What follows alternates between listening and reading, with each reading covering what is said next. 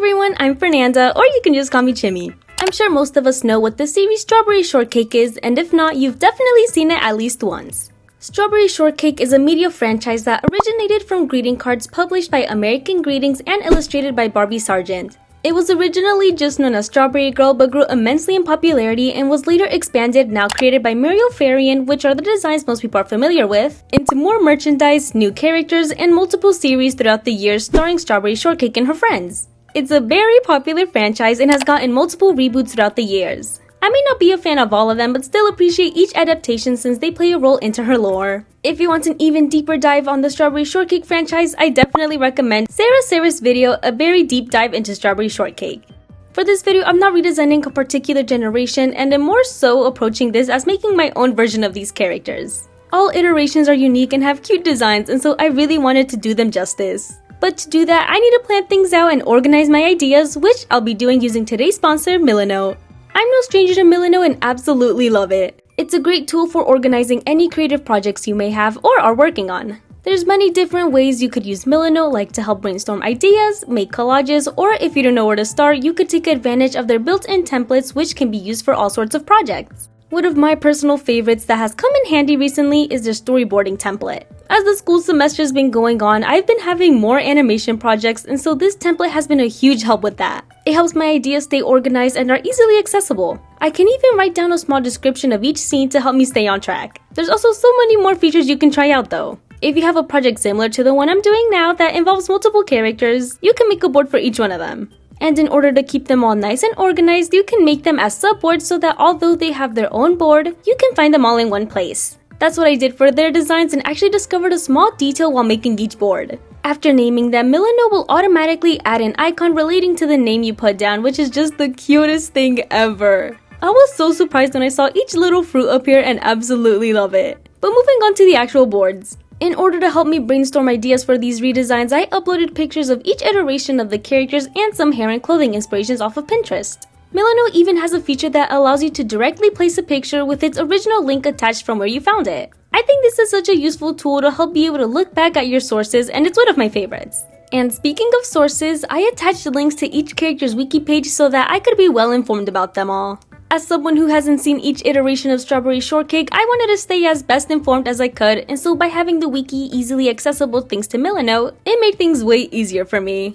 But I also want to talk about a feature I recently started using for these boards which really came in handy for these designs, and that's Milanote's drawing feature. It's exactly what it sounds like, a tool that allows you to draw on your board.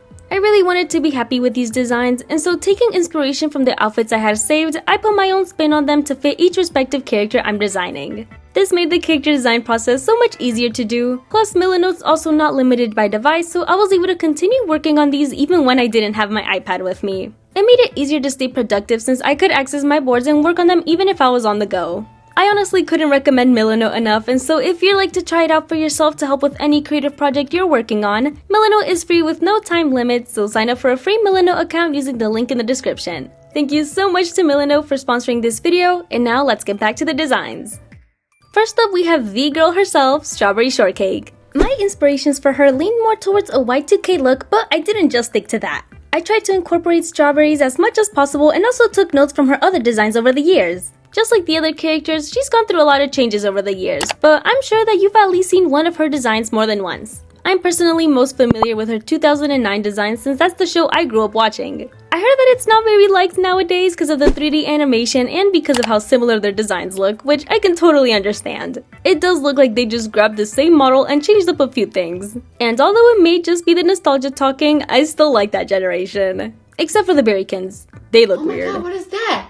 But anyways, back to Strawberry. I had a few ideas I wanted to try out for her, and like I mentioned earlier, I used Milanote's drawing feature a lot to help with her design. I had 3 top options I wanted to try out, a simple polka dot shirt, and 2 similar sweater designs with slight changes to them. I was really close to going with the sweater design, but I was also a huge fan of the strawberry leg warmers, and so after putting them together, it started feeling like there was too much going on with her design. And so I ended up going with the simple shirt. This was a hard choice though since I did really like the sweater I designed. But hey, who says she can have more than one outfit? That can be her winter attire. Moving on though. I was originally gonna have her hair short like in the 2003 version until I saw her grown-up version of that generation and absolutely loved her hair, and so I took inspiration from that one. Although I kept it more orange rather than pink. I've just always preferred red being her main color. Not that there's anything wrong with the pink, I just like it more as an accent color. But now let's talk a bit about her personality. In each generation, she's always been a friendly and nice girl, which has stayed that way even with the most recent reboots.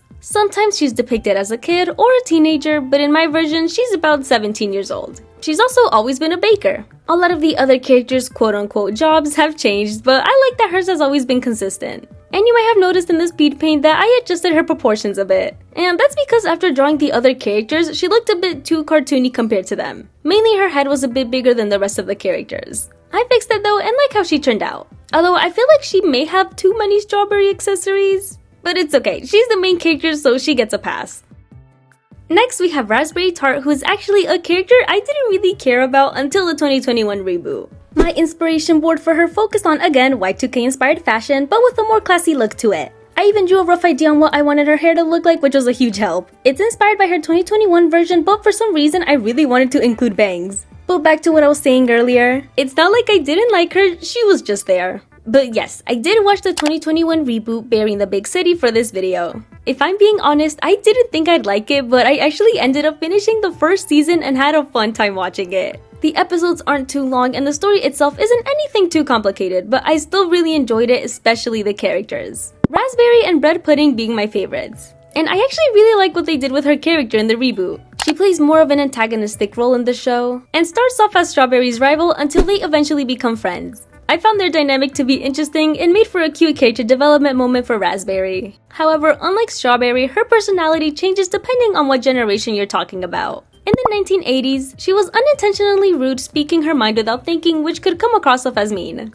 In 2003, she's more sporty and sure of herself, speaking her mind just like in the 80s version. Next is Berry Bitty Adventures, which takes a completely different approach and instead makes her more feminine and a fashion designer. And lastly, in the most recent adaptation, Burying the Big City, she's gone back to her more rude personality and, like I said, plays a more antagonistic role to Strawberry. I really like this change and think it makes the episodes more interesting to watch. In Berry Bitty Adventures, they were all just friends and nice to each other, so there wasn't really much conflict that wasn't caused by an accident or misunderstanding, which is totally okay. I'm not saying it's a bad thing, after all, it is a kids show. The point that I'm trying to make is that I like the variety in the characters' personalities. And so for my design of her, I kept that in mind and tried making her fashionable. I also gave her curly hair and heavily referenced this outfit I found on Pinterest, but instead made it magenta colored. I leaned towards that color more than the pink because I thought it suited her more sassy personality. However, after finishing her design, I feel like she ended up kind of looking like Daphne from Scooby-Doo. It wasn't intentional at all, but it just ended up looking like her.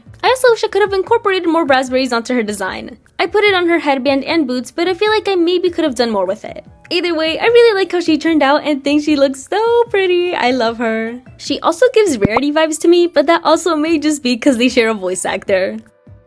Next, we have my favorite Strawberry Shortcake character, Orange Blossom. I wanted to go for a more cutesy look for her and immediately had a good idea on what kind of clothes I wanted to put her in. I did also take aspects from her other designs though to help with my version. I love Orange. She's so cute and I was so excited to redesign her. All of her past designs are actually really pretty and I'm a big fan of them. Well, except for Berry Bitty Adventures and Burying the Big City. She's cute, but we can't ignore the fact that they completely whitewashed her in Berry Bitty Adventures. As a kid, I didn't see a problem with her design, but that's because I thought that was her only design. I wasn't aware of her past one. And although her skin's more accurate in Burying the Big City, I'm just not an overall fan of her design. I much prefer her with brown hair and think that the orange is a bit too much. But like I said, she's still cute. It's just not one of my favorite designs of her. But anyways, for my take on her, I knew I wanted to put her in overalls. Although I grew up watching Berry Bitty Adventures where she was a general store manager, I've always liked her more as an artist, which she was in the 1980s version. And in my mind, I associate overalls with art. I don't know why, but that's just how my brain works. She's always had an inconsistent job and I just think artist suits her the best. Like I mentioned earlier, she was a general store owner in Berry Bitty Adventures and to me, it just feels like they didn't know what to do with her. The rest of the characters have specific jobs like a baker, hairstylist, fashion designer, and then we have a general store owner. Which isn't a bad job at all to have, I just find it funny. Meanwhile, in the 2003 version, she was an orchard owner where she collected oranges from the trees to make orange juice. And in Berry Bitty Adventures, she's a smoothie cart vendor. Also, a small side note, but I think Orange's nickname for Strawberry being Shortcake is so cute. I'm surprised they haven't used it before. Well, at least not that I know of. I had a lot of fun designing her and even took inspiration from her 2007 hairstyle, which is an older version of the 2003 one. But instead of having her hair down, I tied it up into 2 high buns with a flower in her hair. And just like Raspberry, I wish I would have incorporated more oranges into her design, but hopefully the color itself will help correlate her more to the fruit. And I did keep her purple eye color that she has in Berry in the Big City. I think it's a nice pop of color. And last but not least, we have Blueberry Muffin. Just like Orange, I immediately knew what direction I wanted to take her design in. I knew I wanted a long skirt and to use polka dot patterns in some way. She's also always been shown as friendly and of course as one of Strawberry's friends. She was described as mature and a bit of an airhead in the 1980s version, a reserved but artsy person in the 2003 version, the smartest and most mature out of the girls in Berry Bitty Adventures while also being the owner of a bookstore, and lastly, in Berry in the Big City, she's more spiritual and has an energetic but spaced out personality. She's definitely more quirky in this generation and is the type to go with the flow of things and let the earth take her down its intended path. She also works as an ice cream cart vendor, which is new. This is a very unique change which I actually really like. I think Berry in the Big City really nailed the varying personalities between the characters, making them more unique, which adds to their relationship dynamics with each other. But even though I like her personality, I sadly can't say the same about her design. Well, mainly her outfit. It's just a bit too simple in my opinion, but I do love her hair. Making it resemble the shape of a blueberry is really smart, and so I kept it but added a green bandana to represent the leaves on a blueberry.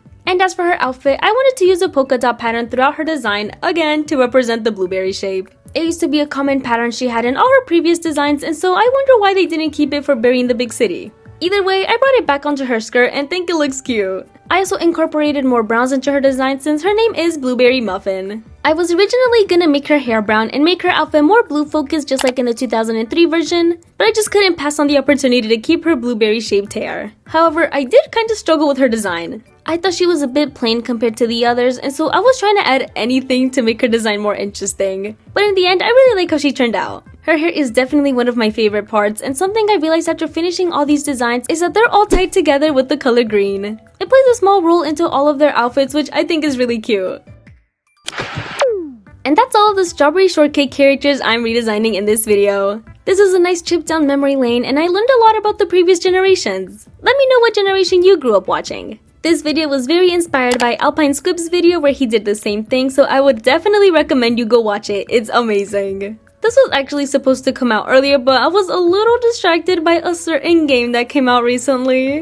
I got it done though, and hope you enjoyed. And also don't forget to try out Milanote, which is free with no time limit that you can sign up for using the link in my description. Thank you guys so much for watching, stay safe, and as always, I hope you have a great day.